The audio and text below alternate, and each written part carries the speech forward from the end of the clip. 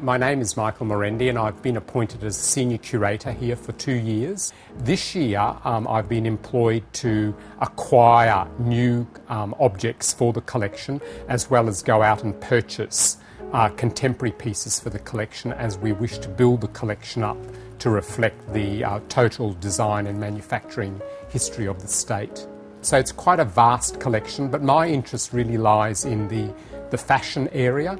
And as I said, I'm trying to build this collection up to reflect what's happening currently in the state.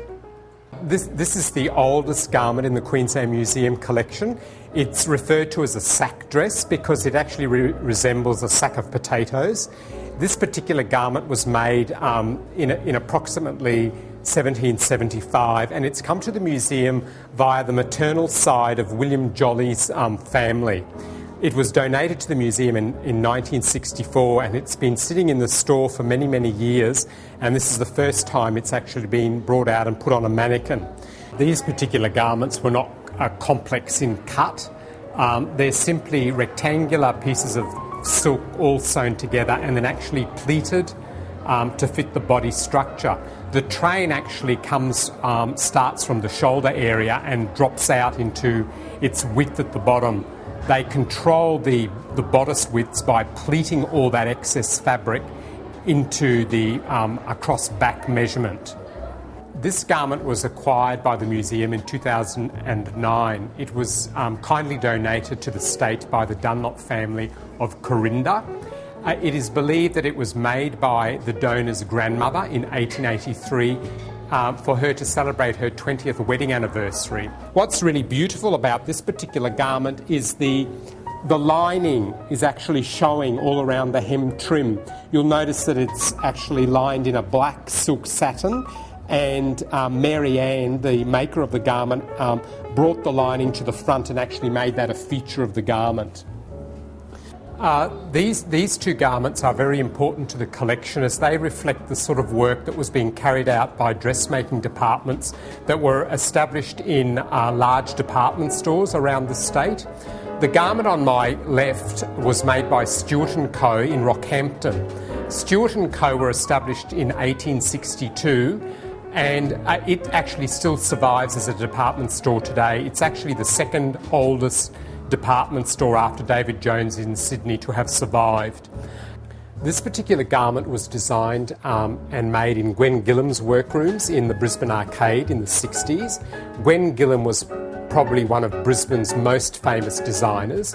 She originally started her business back in the 30s in Queen Street, and then during the war years she moved into the Brisbane Arcade, which by then had become a hub for Brisbane designers. This particular garment is based on a white crimpoline, and I'm sure a lot of people will remember the crimpolines. It was quite a horrid fabric, but only Gwen Gillam could turn the most hideous fabric into the most gorgeous garment. And you can see here the workroom completely beaded the dress. It's just a typical little shift dress that was very, very popular in the 60s and also popularised by Gwen. Gwen Gillam was very innovative in the 60s, and she actually employed an Italian tailor in her workroom, and this outfit is probably the result of his work,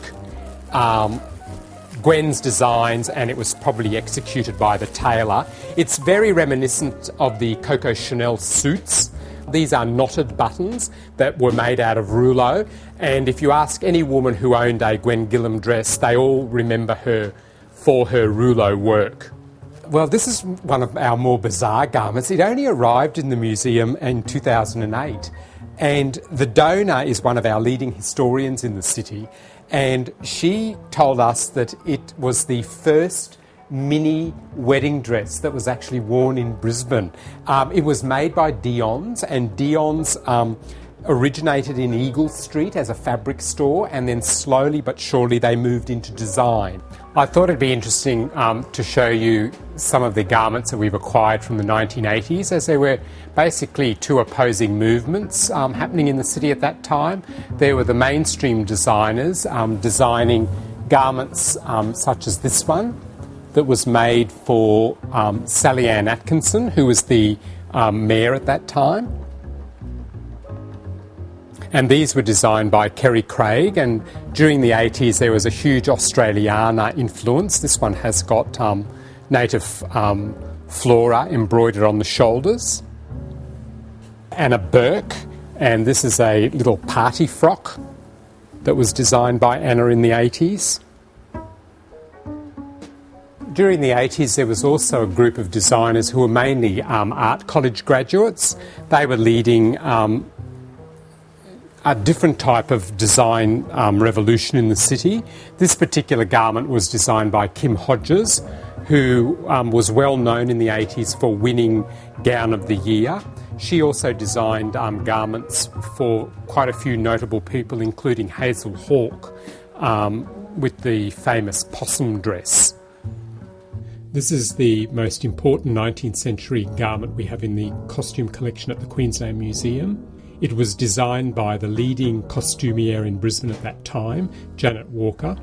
Janet Walker, at the height of her profession, employed 120 women in her workrooms in Adelaide Street.